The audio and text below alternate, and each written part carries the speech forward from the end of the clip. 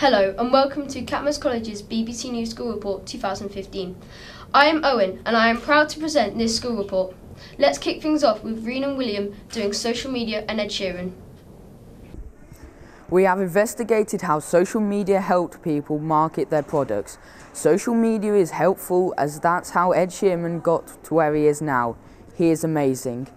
The internet and social media provided young people with a range of benefits and opportunities to empower themselves in a variety of ways. Young people can maintain social connections and support networks that otherwise wouldn't be possible, and can access more information than ever before. The communities and social interactions young people form online can be invaluable from bolstering and developing young people's self-confidence and social skills. If Ed Sheeran used social media for his material and where he is today, is that why so many people use social media? I am Alanta, and what a way to start things. Can it get any better? Let's find out with Ryan getting technical with technology and debating about age limits in games. HD remakes, special editions and 3D remakes of games. They're good, but do we really need them? HD remakes and special editions date back as far as 1993 when Super Mario All-Stars came out on the Super Nintendo, and since then a lot of HD remakes came out, the latest being The Legend of Zelda Majora's Mask 3D. These HD remakes might be good because they have clearer graphics and sometimes have tiny secrets that weren't in the original game. However, HD remakes might be bad because the developers could be making a new game instead of porting the game to a better console, and most of the time the developers barely change the code, so some major glitches can still be found. Also, the original game can be on the console's online game store. In my opinion, HD remakes are bad because of said negative facts. As young people, we also think too many pressures are put on us by the marketing companies to play games that are not age appropriate and therefore not suitable for us. These include games like the Grand Theft Auto series and Call of Duty. Some parents buy us to keep us quiet and stop us nagging them. Ryan Doyle reporting. Thank you, Ryan. Let's move on to the safety aspect of this report by Molly, Alice and Saisha with Privacy Online. Many celebrities have problems with their privacy. Their personal life is written in magazines and newspapers. When the press find out where a celebrity lives, who they're in a relationship with, or if they have had an argument with someone, they release it for the whole world to see. Celebrities have no privacy, and sometimes we forget that they are real people. However, we forget about our own privacy, especially online. We post our photos for the whole world to see without thinking. We post comments that accidentally reveal personal information. Without the highest security settings, anybody could see what you post. Many young people do not have a safe social media accounts. This is not good and can lead to trouble. Passwords slip out, addresses are made public, private information is no longer private. To have a safe social media account, privacy settings must be high, friends only. It is easy to miss a security setting, so young people need to double check that everything is in order. Internet safety is really important. If children knew all the dangers of the internet and how they keep themselves safe online, the world would be a better place. Now for the international news. Tunisia is a popular winter holiday destination, and a recent gun attack in Bardo Museum threatens to take that holiday spot away from them. 19 tourists were killed, along with a police officer, 2 locals and a British woman. This is tragedy, and if more attacks like this happen, a holiday in Tunisia will be risking your life. 2 of the gunmen have been killed, but their accomplices are still to be found. 40 people, including tourists, were injured. Tunisia is on a path towards democracy, and the gunmen want a Tunisian president to change his mind. However, President Beji Caid Essebsi said democracy will win and it will survive. In national news, yesterday the Chancellor, Mr Osborne, set out the government's spending planning for the next 5 years.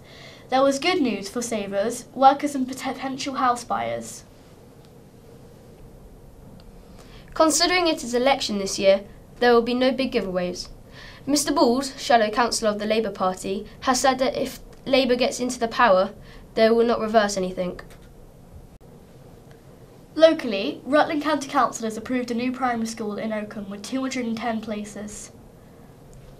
This will cater for the new homes being built in Oakham. Now for the sports news with Cormac. In sports news, this weekend sees the finale of the 2015 RBS Six Nations, which sees England, Wales and Ireland all line up the title, and even France subject to results going their way. England, Ireland and Wales all have 6 points from 3 wins, with England's points difference keeping them on the top. Super Saturday starts with Italy at home to Wales, followed by Ireland playing Scotland at Murrayfield, and then the final game at the home of English rugby, England playing France at Twickenham. We wish all the teams the best of luck, especially England, with the players from our local teams taking part. After their dismal showing in cricket World Cup, Jonathan Trott has been recalled to the England squad as part of a 16-man party for the 3 test tours of the West Indies in April and May. This is the first time he has been selected since his stress-related conditions. Last weekend saw the first race of the 2015 Formula 1 season. Brit Lewis Hamilton took control of the Australian Grand Prix in Melbourne with his teammate Nico Rosberg, describing his performance as a world champion drive. Lewis said afterwards that Nico has done a great job and has pushed him hard. Very exciting weekend of sports. Now let's hand over to Saskia and Eleanor talking about electives. Hello, I'm Eleanor and this is Saskia. We have been investigating what students at Catmose College think of their elective system. At our school, every Wednesday afternoon, the students take part in 1.5 hours of their chosen elective and are able to go home an hour and a half earlier than usual. As a result of this, we have a shorter lunch and break to compensate for the lesson time lost. However, the students at Catmose College do not seem to mind about this. Electives are a variety of programmes that enable our young people to benefit from many different opportunities, such as life skills, confidence and to be independent. Specific electives include BBC News School Report, cooking, rock climbing, crochet, golf, Red Cross babysitting, bath bomb making, summer performance, Bollywood extravaganza, first aid, music making, hair and beauty and many, many more. What's your elective? Babysitting. Rocket science. My elective is making stamps. BBC News School Report. Red Cross babysitting certificate. BBC News School Report. My elective is badminton. Lord of the Rings. Rocket science. Why do you enjoy your elective? Because it's a qualification and I can keep it for the rest of my life. And because you get to create lots of different rockets and you get to test out how good they are. I enjoy my elective as I get to create, stamps and test out ideas, to stamp.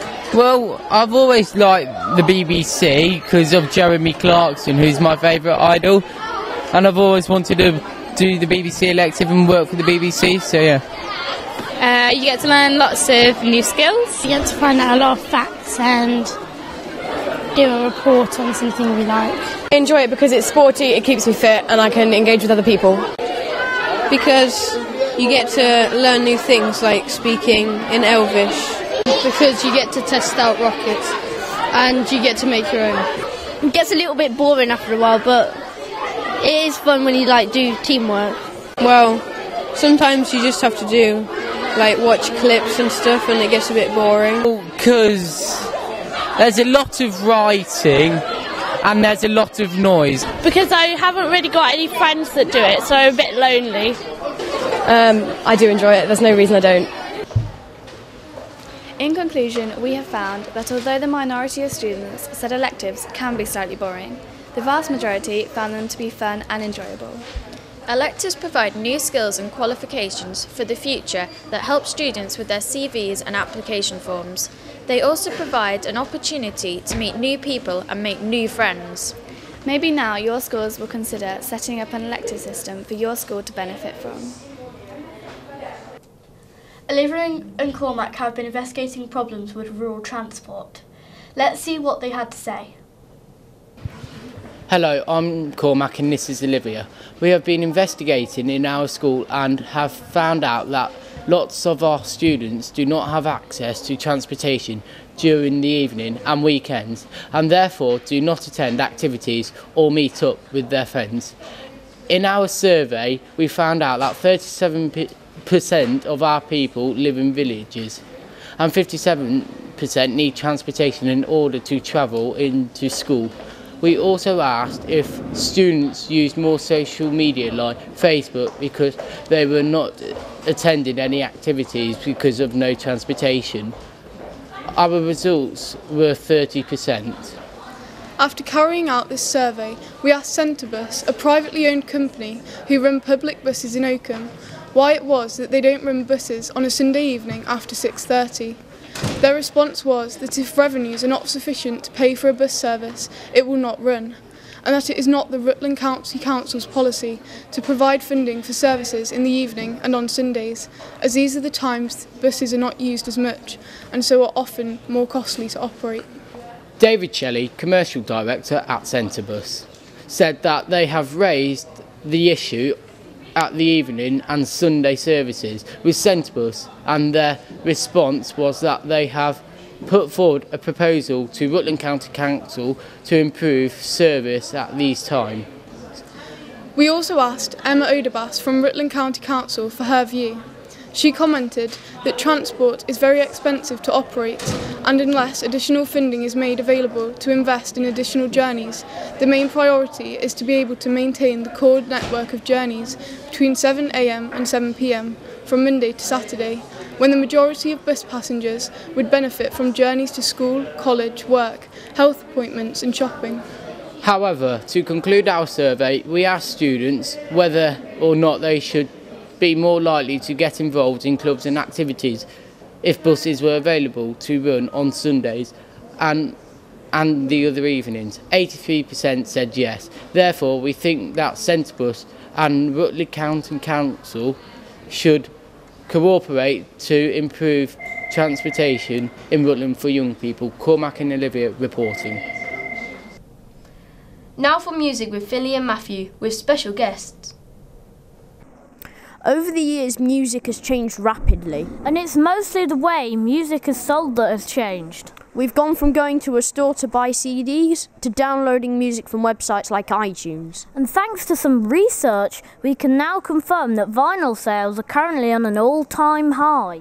Many people, including people who own vinyl LPs, are ecstatic to hear this news. We recently had the chance to interview radio presenter Rob Pisani. Here's what he had to say. I'm here with Rob Pisani from Rutland Radio. Afternoon, Rob. Afternoon. Recently, it has been in the news that vinyl sales have increased the most in 20 years. As someone who's been involved in the music and radio industry for many years and actually talked about LPs on your show last week, how do you feel about vinyl sales going up, and what is your opinion on why this is happening now? Well, I think vinyl is always a format that will be around, albeit in small numbers. Technology's moved on so much from it. However, there is something magical about having that 12-inch disc. So I think it'll always be around. I don't think it'll ever be a dominant force anymore, but it's a wonderful collector's item, and I think that's what's driving it. I think it's reissued albums, some new albums, particularly from rock bands. They tend to bring stuff out on vinyl, and I think it's never going to be huge, but the fact that it's going up is encouraging, because it's like a piece of art. Do you know, are these new releases or copies of previous releases? I think it's a mixture. I think there's a lot of reissues, there's classic albums. The thing is with vinyl that you don't get from anything else is the impressive artwork. Even on a CD it's only that big. But with a vinyl record you've got a 12-inch kind of square, you've got album notes, sleeve notes and things like that. Yeah. So I think it's all part of a package, really. Yeah, we've actually got one here. Yes. Yeah, that's from kind of the days when actually we used to have vinyl. Yeah, Grease, 1978. That's a huge selling album, actually. Yeah. Right. What is your opinion on radio stations returning to using vinyl instead of using downloaded playlists? Would this make your job easier, or have you adapted to the way you work now to using MP3 files? Well, when I started in radio, which would have been in early 90s, still things were being played on vinyl. So how the radio station looked is I had like a mixing console in front of me, I'd have 2 record decks here, and you have to keep changing from one to the other. Where we are in Oakham, we're right next to the train line, so playing vinyl might be quite interesting because occasionally we get vibrations from the train tracks, so I think it might jump. We've got a record player at work, but actually the ability to be able to sequence things on the computer is something that we need. So I think vinyl for us would only be for a specialist thing. I did actually play a record a while back, and that was one of the very first records I ever owned, which was a Disney one called Young Person's Guide to the Orchestra, Benjamin Britten 100th anniversary, and I played this bit. And it's really quite labour intensive compared to how we do, so we couldn't really do that all the time. Do you own any vinyl LPs or cassettes? If so, when was the last time you bought an LP and who would that be? Yeah, I was thinking about this because you asked me that a while back. Do you know, in the late 80s I did buy vinyl, and then when CDs came along I started buying things on CD, but it was still easier to buy vinyl. A lot of the early Now albums, you know, we're on about Now 88, 89 now. The early ones up to about 5, 6, maybe even Now 7, they were only available on vinyl, really. You could get the odd CD one. So I've got the old Now albums, I've got a group called Level 42 from the 80s, I remember buying that, and it was like a double CD, double disc of vinyl, so I think I probably stopped buying them in the late 80s and then went over to CDs. Okay. What is your preference when buying new music? Going to a store to buy music in a particular format or downloading it? That's a difficult one. Mostly downloading. If it's a particular track, just download Amazon, iTunes, all that kind of thing. For actually buying an album, I still like albums. I still like the fact that you get, you know, something tangible in your hands. You know, you've got the artwork, and if I want to buy an album, I'll still buy the whole album rather than download it. Okay. But I tend to get it from somewhere on the internet. I don't tend to buy it from stores, because the problem is now there aren't record shops anymore, so you don't get somewhere that's got everything. You only get a supermarket that's got the top 20. It's really hard to find them. What is your favourite LP and why? I think it might be my Level 42 album, because they were huge at the time. When I was a teenager, if you were into like sound and hi-fi and stuff, all the teenage lads loved listening to that kind of thing. So I think it probably would be that. That would be the one I would save if I had to. Okay. What has been the most memorable experience from your career? Well, if it's music, I think it's probably meeting one of the members of ABBA. It was a year or so back. Agneta, the blonde lady from ABBA, was promoting a new album, and she doesn't normally give interviews, and the record company said, well, come down to London and you can, you know, come into the hotel where we're hosting her and ask whatever you like for 10 minutes. And that was quite amazing, because, you know, you think of ABBA, the amount of sales they've had in vinyl, in, you know, all sorts of different formats, and, you know, they were the most famous group of the 70s, and to be speaking to someone that famous, I think that would be the one. Okay. Thank you. Pleasure. Last but not least, let's introduce Will with the weather. Thursday night, cold and quite breezy, making it feel even colder.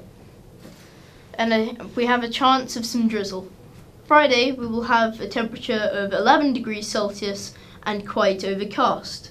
There will also be a solar eclipse, but it won't be a full blackout. But if you live in Scotland, you'll possibly get a full blackout. Weekend outlook, a high of 8 degrees Celsius and will be slightly overcast for some parts of the day, and a tad bit of breeziness will make it a bit chilly. Thank you for watching. Goodbye.